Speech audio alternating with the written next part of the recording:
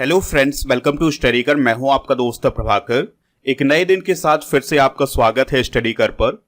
आज के इस इंपॉर्टेंट लेक्चर में हम आपके साथ डिस्कस करने वाले हैं 27 अप्रैल 2024 के मोस्ट इंपॉर्टेंट करंट अफेयर्स के क्वेश्चन। तो आप इस पूरे लेक्चर को बहुत ही ध्यान से लास्ट तक जोड़ देखिएगा। चलिए आज का पहला और इंपॉर्टेंट क्वेश्चन डिस्कस करते हैं। तो पहला क्वेश्चन आपसे पूछा जा रहा है, भारतीय कुश्ती महासंघ यानी रेसलिंग फेडरेशन ऑफ इंडिया के एथलीट आयोग के अध्यक्ष कौन बने हैं? आंसर हो जाएगा नरसिंह यादव। तो दोस्तों, भारत में रेसलिंग फेडरेशन ऑफ इंडिया है और इस रेसलिंग फेडरेशन ऑफ इंडिया के अंदर ही एक एथलीट कमीशन है यानी एथलीट आयोग है, जिसका काम होता है एथलीटों के अधिकारों की रक्षा करना। तो उसके अध्यक्ष कौन बनाए गए हैं? नरसिंह यादव। नरसिंह यादव के बारे में आप याद रखिएगा कि यह भी एक रेसलर हैं। उन्होंने कॉमनवेल्थ गेम्स 2010 में गोल्ड मेडल हासिल किया था।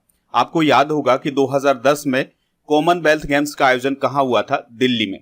तो दिल्ली कॉमनवेल्थ गेम्स 2010 में रेसलिंग में उन्होंने गोल्ड मेडल हासिल किया था। बाकी कई प्रतियोगिताओं में उन्होंने मेडल हासिल किए हुए हैं। एथलीट आयोग के अध्यक्ष तो नरसिंह यादव चुने गए हैं, उनके अलावा कुछ और सदस्य चुने गए हैं।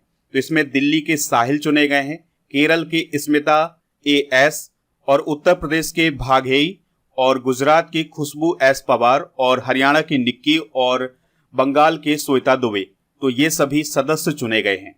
बात करते हैं रेसलिंग फेडरेशन ऑफ इंडिया की। तो भारत में रेसलिंग की गवर्निंग बॉडी कौन है? Wrestling federation of India. Headquarter इसका नई दिल्ली में है। वर्तमान में इसके अध्यक्ष है संजय सिंह। और WFI यानी कि wrestling federation of India Olympic खेलों में भाग लेने वाले भारतीय पहलवानों को समर्थन और प्रशिक्षण प्रदान करता है। चलिए दोस्तों, कुछ इंपॉर्टेंट खेल संगठनों के प्रमुख डिस्कस कर लेते हैं। जैसे BCCI यानी कि board of control for cricket in India के अध्यक्ष कौन है? रोजर बिन्नी। यहां पर आप रोजर बिन्नी को देख सकते हैं। BCCI के एथिक्स ऑफिसर और लोकपाल कौन है? विनीत शरण। BCCI के चयन समिति के अध्यक्ष कौन है? अजीत अगरकर। और भारतीय क्रिकेट टीम के मुख्य कोच कौन है? राहुल द्रविड़। भारतीय महिला क्रिकेट टीम की कोच कौन है? अमोल मजूमदार। दोस्तों, आपको कमेंट बॉक्स में यह बताना है कि अभी हाल ही में भारतीय महिला हॉकी राष्ट्रीय टीम के कोच कौन चुने गए हैं। तो उनका नाम आप कमेंट बॉक्स में जरूर बताइएगा। इसके अलावा आपको याद रखना है कि भारतीय खेल प्राधिकरण के महानिदेशक कौन है? नीलम कपूर। और भारतीय टेबल टेनिस संघ की अध्यक्ष कौन है? मेघना अहलावत। यहां पर आप मेघना अहलावत को देख सकते हैं। अखिल भारतीय फुटबॉल परिसंघ यानी AIFF के अध्यक्ष कौन है? Kalyan Chaubey. Volleyball federation of India के अध्यक्ष कौन है? अच्युत सामंत। और अखिल भारतीय शतरंज संघ के अध्यक्ष कौन है? संजय कपूर। हॉकी इंडिया के अध्यक्ष कौन है? दिलीप तिर्की। और भारतीय एथलेटिक्स फेडरेशन के अध्यक्ष कौन है? आदिल सुमरीवाला। इसके अलावा भारतीय मुक्केबाजी संघ के अध्यक्ष हैं अजय सिंह। भारतीय ओलंपिक संघ के अध्यक्ष हैं PT उषा। और भारतीय बैडमिंटन संघ के अध्यक्ष हैं हेमंत विश्वा शर्मा। तो ये सभी खेल संगठनों के आप प्रमुख नोट कर लीजिएगा। आप इस पूरे लेक्चर को बहुत ही ध्यान से लास्ट तक देखिएगा। लास्ट में आपसे क्वेश्चन पूछा जाएगा जिसका आंसर आपको कमेंट बॉक्स में बताना है।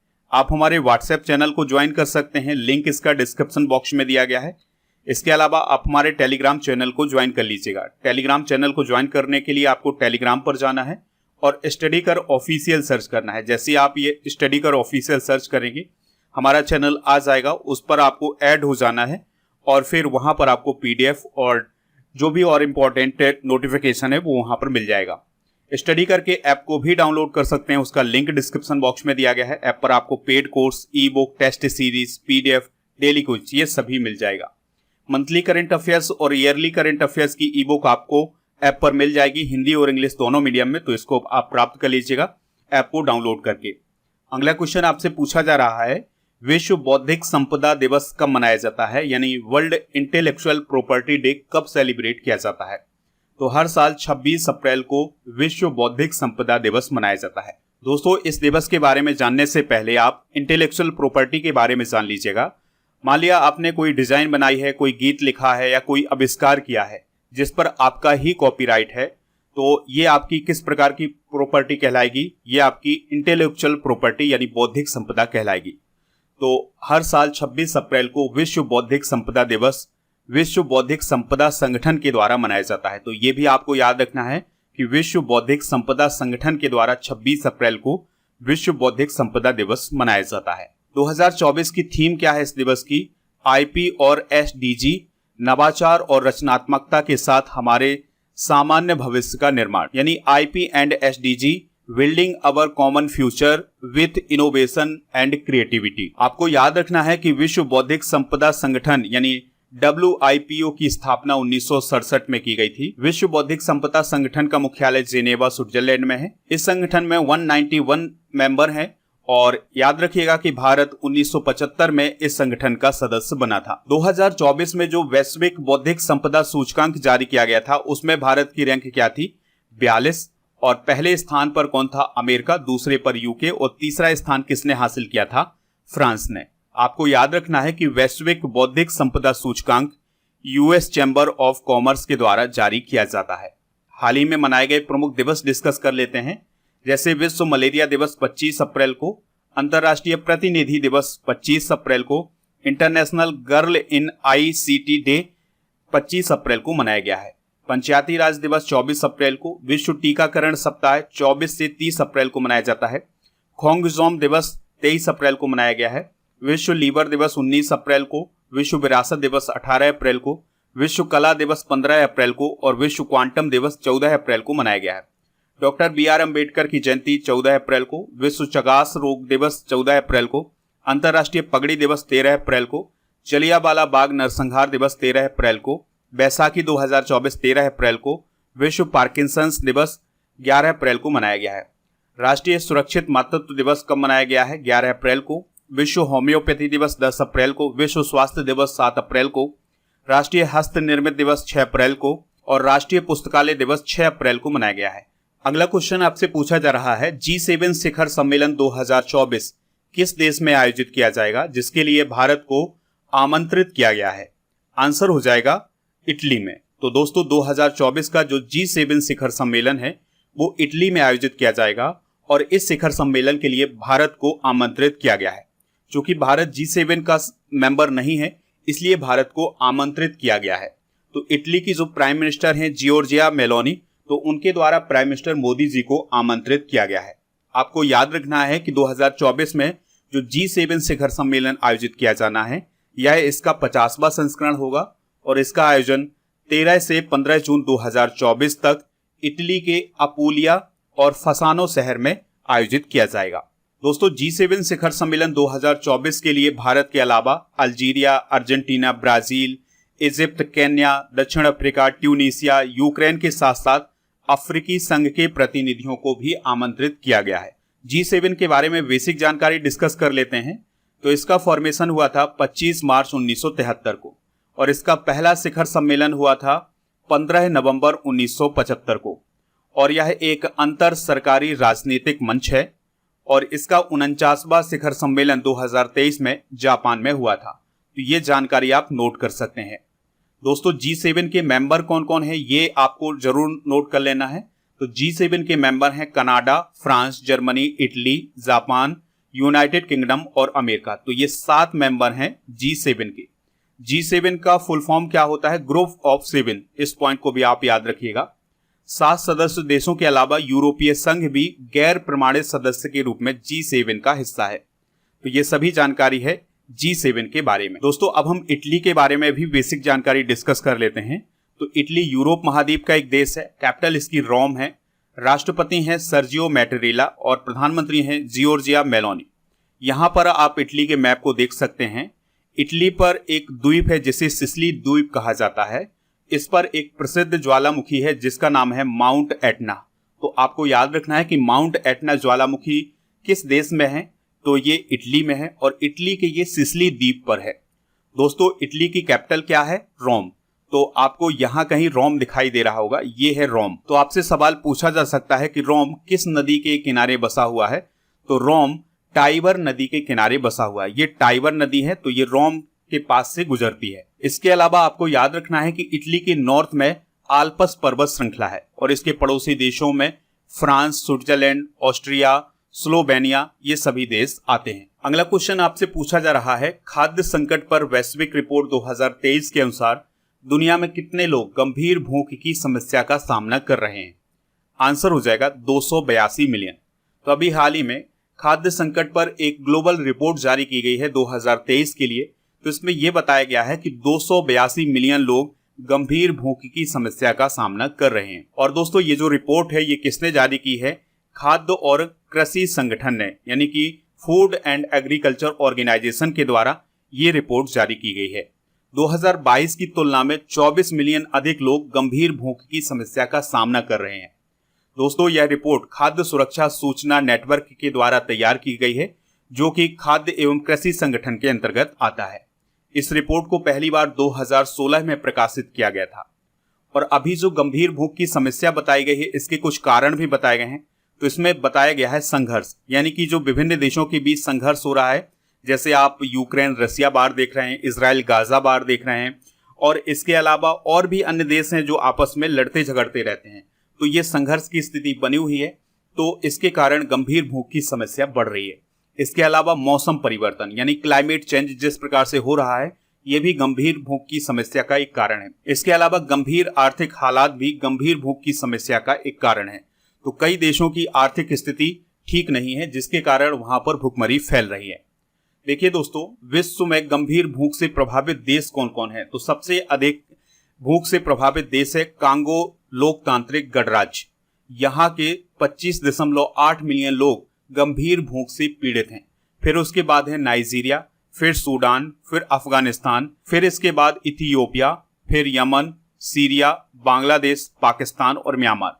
तो देखिए भारत के 4 पड़ोसी देश हैं जो गंभीर भूख की समस्या से पीड़ित हैं। तो पहला है अफगानिस्तान, दूसरा है बांग्लादेश, तीसरा है पाकिस्तान और चौथा है म्यांमार। तो ये 4 देश हैं जो गंभीर भूख की समस्या से गुजर रहे हैं और भारत के पड़ोसी देश हैं। बात आई थी यहाँ पर फूड एंड एग्रीकल्चर ऑर्गेनाइजेशन की। तो यह संयुक्त राष्ट्र का एक संगठन है। स्थापना इसकी 16 अक्टूबर 1945 को हुई थी। मुख्यालय इसका है रोम, इटली में। महानिदेशक हैं क्यू डोंग्यो। दोस्तों खाद्य और कृषि संगठन संयुक्त राष्ट्र की एक विशेष एजेंसी है और भूख को हराने और पोषण और खाद्य सुरक्षा में सुधार के लिए अंतर्राष्ट्रीय प्रयासों का नेतृत्व करती है। अगला क्वेश्चन आपसे पूछा जा रहा है, ये नियुक्ति से रिलेटेड क्वेश्चन है। अमिताभ चौधरी को किस बैंक का फिर से एमडी और सीईओ नियुक्त किया गया है? तो एक्सिस बैंक के द्वारा भी हाल ही में अमिताभ चौधरी को फिर से एमडी और सीईओ नियुक्त किया गया है। दोस्तों 1 जनवरी 2025 से अगले 3 वर्षों के लिए अमिताभ चौधरी की फिर से नियुक्ति की गई है एमडी और सीईओ के रूप में। अमिताभ चौधरी को 2019 में एक्सिस बैंक का एमडी और सीईओ बनाया गया था। दोस्तों आरबीआई का एक नियम है जो कहता है कि कोई भी व्यक्ति 15 साल से अधिक समय तक किसी निजी बैंक का एमडी और सीईओ या पूर्णकालिक निदेशक नहीं रह सकता है। तो ये एक नियम है। कोई भी व्यक्ति 70 वर्ष की आयु के बाद एमडी एवं सीईओ या डब्ल्यूटीडी के पद पर नहीं रह सकता है। तो ये आरबीआई का नियम है। बात करते हैं एक्सिस बैंक की। तो संपत्ति के हिसाब से एचडीएफसी बैंक और आईसीआईसीआई बैंक के बाद एक्सिस बैंक भारत का तीसरा सबसे बड़ा निजी बैंक है। एक्सिस बैंक ने 1994 में अपना बैंकिंग परिचालन शुरू किया था। हेडक्वार्टर इसका मुंबई महाराष्ट्र में है। इसकी टैगलाइन है बढ़ती का नाम जिंदगी। और एमडी और सीईओ कौन है? अमिताभ चौधरी।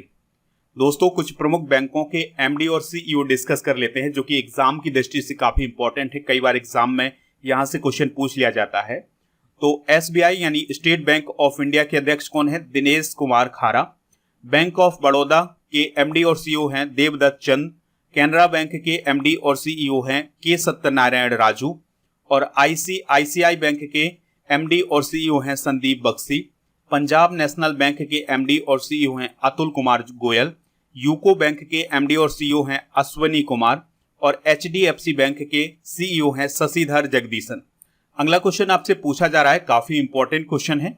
सुप्रीम कोर्ट ने केंद्र सरकार से किन कंपनियों के द्वारा भ्रामक विज्ञापन इस्तेमाल करने पर कार्रवाई करने के लिए कहा है? आंसर हो जाएगा fast moving consumer goods company.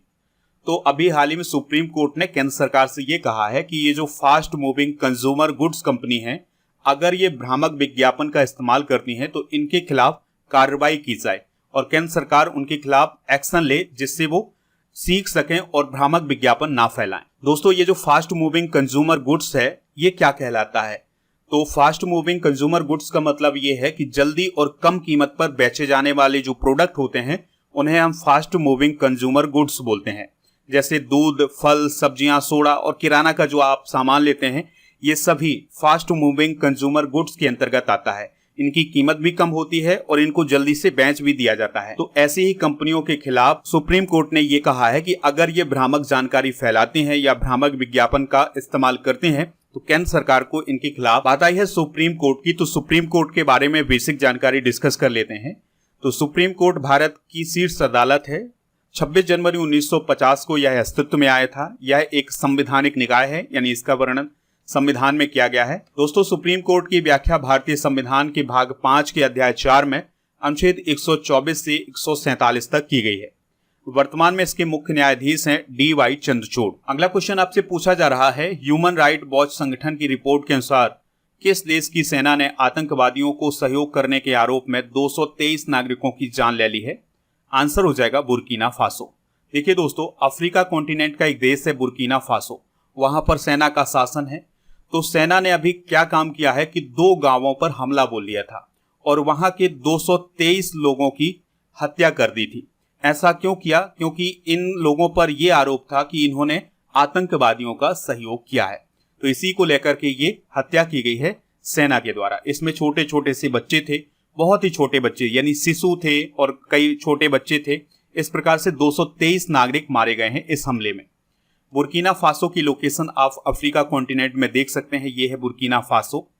Capital है इसकी ओगाडोगू और करेंसी है पश्चिम अफ्रीकी CFA फ्रैंक और यह है अफ्रीका कॉन्टिनेंट का एक देश है। बुर्किना फासो पर फ्रांस का कब्जा रहा है। 1960 में इसको स्वतंत्रता प्राप्त हुई थी और बुर्किना फासो को आपको याद रखना है कि ये सोना उत्पादक देश भी है। दोस्तों, ह्यूमन राइट वॉच ऑर्गेनाइजेशन की भी बात कर लेते हैं। तो यह जो संस्था है ये ह्यूमन राइट्स यानी मानवाधिकारों के लिए काम करने वाली संस्था है। इसकी स्थापना 1978 में हुई थी। इसके कार्यकारी निदेशक हैं तिराना हसन और यह एक गैर लाभकारी संगठन है। मुख्यालय इसका अमेरिका में है और अमेरिका के न्यूयॉर्क में इसका मुख्यालय है। मानवाधिकारों पर अनुसंधान और वकालत करने का काम कौन करता है? Human rights watch organisation. अगला क्वेश्चन है, भारतीय वायुसेना ने क्रिस्टल मेज 2 मिसाइल का सफल परीक्षण कहां किया है? तो अभी हाल ही में भारतीय वायुसेना के द्वारा अंडमान और निकोबार द्वीप समूह पर क्रिस्टल मेज 2 मिसाइल का सफल परीक्षण किया है। दोस्तों, इस मिसाइल को रॉक्स के नाम से भी जाना जाता है। इस प्रकार से आप देख सकते हैं ये जो मिसाइल है इसका नाम है क्रिस्टल मेज 2 मिसाइल या रॉक्स। दोस्तों, क्रिस्टल मेज 2 मिसाइल का जो परीक्षण किया गया है ये Sukhoi Su-30 MKI fighter jet के द्वारा किया गया है। यह मिसाइल इजराइल देश की है और यह मिसाइल 200 किलोमीटर की रेंज में दुश्मन के ठिकानों को नष्ट कर सकती है। दोस्तों, ये जो क्रिस्टल मेज 2 मिसाइल है यह हवा से जमीन पर मार करने वाली मिसाइल है और भारतीय वायुसेना इसके पुराने वर्जन यानी क्रिस्टल मेज फर्स्ट का इस्तेमाल करती है। दोस्तों, भारतीय वायुसेना का लक्ष्य ये है कि वो मेक इन इंडिया के जरिए बड़ी संख्या में इजरायली मिसाइल क्रिस्टल मेज 2 को हासिल करे। ठीक है, तो भारतीय वायुसेना ये चाहती है कि क्रिस्टल मेज 2 मिसाइल उसके पास आ जाए मेक इन इंडिया के तहत। अगला क्वेश्चन है, सुधीर कक्कड़ का निधन हो गया है, वह कौन थे? तो वह एक मनोवैज्ञानिक थे। तो मनोवैज्ञानिक सुधीर कक्कड़ का अभी हाल ही में निधन हो गया है। वह भारतीय मनोविज्ञान के जनक कहे जाते थे। सुधीर कक्कड़ एक प्रसिद्ध लेखक और सांस्कृतिक आलोचक भी थे। दोस्तों, सुधीर कक्कड़ के बारे में आपको याद रखना है कि यह एक टेबल टेनिस प्लेयर भी थे।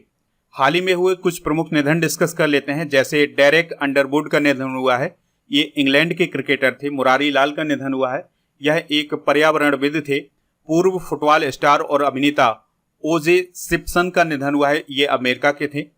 ब्रिटिश भौतिक विज्ञानी पीटर हिक्स का निधन हुआ है और अभिनेता विश्वेश्वर राव का निधन हुआ है। गजल गायक पंकज उधास का निधन हुआ है। महाराष्ट्र के पूर्व चीफ मिनिस्टर मनोहर जोशी का निधन हुआ है। जैन भिक्षु आचार्य विद्यासागर महाराज, कश्मीरी कवि और पत्रकार फारूक नाजकी, पूर्व क्रिकेटर के होसला और रेडियो प्रस्तोता अमीन सयानी का अभी हाल ही में निधन हुआ है। नेक्स्ट क्वेश्चन है, SJVN ने किस राज्य में भारत की पहली ग्रीन हाइड्रोजन परियोजना शुरू की है? आंसर हो जाएगा हिमाचल प्रदेश। SJVN का मतलब क्या है? सतलज जल विद्युत निगम। तो सतलज जल विद्युत निगम के द्वारा हिमाचल प्रदेश के Nathpa Jhakri hydro power station में भारत के पहले बहुउद्देशीय ग्रीन हाइड्रोजन पायलट प्रोजेक्ट का उद्घाटन किया है। तो दोस्तों, इसके द्वारा high velocity oxygen fuel coating सुविधा के लिए हाइड्रोजन का उत्पादन किया जाएगा और इसके अलावा 25 किलोवाट बिजली भी पैदा की जाएगी। और इस प्रोजेक्ट का उद्देश्य क्या है? तो इसका उद्देश्य है ग्रीन हाइड्रोजन को स्वच्छ ऊर्जा स्रोत के रूप में आगे बढ़ाना। चलिए दोस्तों, कुछ ऐसी घटनाएं डिस्कस करते हैं जो प्रथम बार घटित हुई हैं। जैसे चलने का अधिकार लागू करने वाला पहला राज्य कौन है? पंजाब। भारत का पहला सौर शहर कौन है? सांची, मध्य प्रदेश। भारत का पहला केबल स्टे रेल ब्रिज कौन है? अंजी खट, जो कि जम्मू कश्मीर में है। बच्चों के लिए डिजिटल हेल्थ कार्ड बनाने वाला पहला राज्य कौन है? उत्तर प्रदेश। जल बजट तैयार करने वाला भारत का पहला राज्य कौन है? केरल। शराब पर स्वास्थ्य चेतावनी लागू करने वाला पहला देश कौन है? आयरलैंड। नई शिक्षा नीति लागू करने वाला पहला राज्य कौन है? उत्तराखंड। विश्व का पहला जटायु संरक्षण और प्रजनन केंद्र उत्तर प्रदेश में स्थापित किया गया है। भारत का पहला अंतर्राष्ट्रीय multi modal logistic park Assam में स्थापित किया गया है। बात आई थी हिमाचल प्रदेश की, तो सबसे पहले आप हिमाचल प्रदेश की लोकेशन देख लीजिएगा। इंडिया के मैप में ये है हिमाचल प्रदेश। शिमला और धर्मशाला इसकी कैपिटल है। 12 जिले हैं यहाँ पर। राज्यपाल हैं शिव प्रताप शुक्ल। मुख्यमंत्री हैं Sukhvinder Singh Sukhu.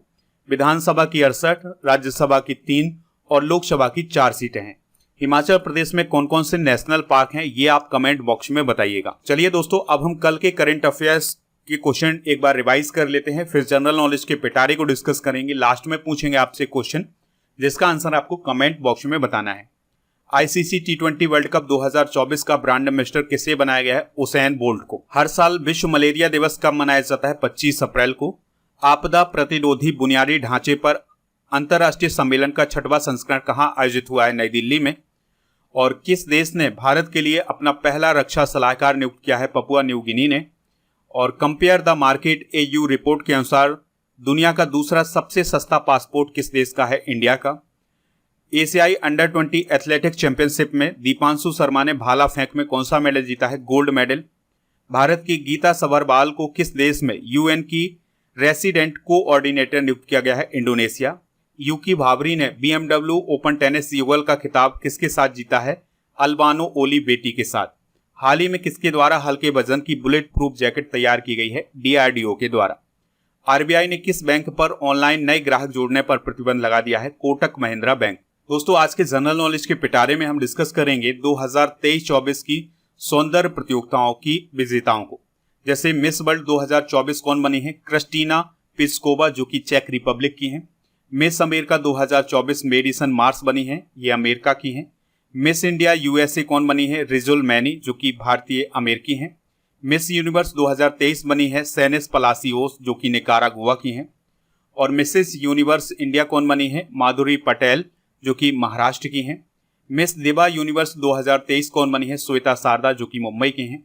Miss Earth India 2023 PN Sen बनी है, जो कि राजस्थान की हैं। और मिस इंटरनेशनल इंडिया 2023 कौन बनी है? प्रवीणा अंजना, जो कि राजस्थान की हैं। और फेमना मिस इंडिया 2023 कौन बनी है? नंदिनी गुप्ता, ये भी कहाँ की हैं? राजस्थान। दोस्तों, कल की करंट अफेयर्स में आपसे पूछा गया था कि उसेन बोल्ट का संबंध किस देश से है, तो उनका संबंध जमैका से है। तो लगभग सभी लोगों ने इसका आंसर जमैका बताया हुआ है। आज का क्वेश्चन है आपके लिए, भारतीय स्टेट बैंक यानी SBI के अध्यक्ष कौन है? तो जो भी इसका राइट आंसर हो कमेंट बॉक्स में जरूर बताएं, हमें इंतजार रहेगा आपके आंसर का।